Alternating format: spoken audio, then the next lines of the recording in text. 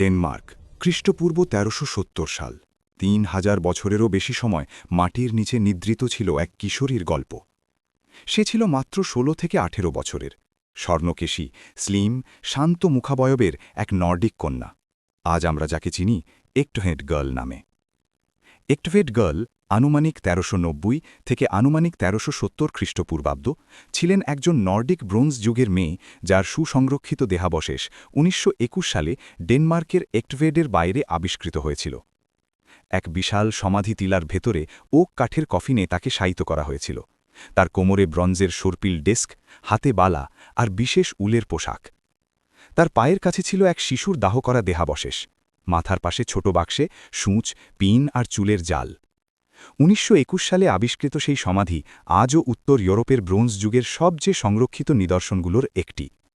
এক কিশোরী যার গল্পকে মাটি হারাতে পারেনি।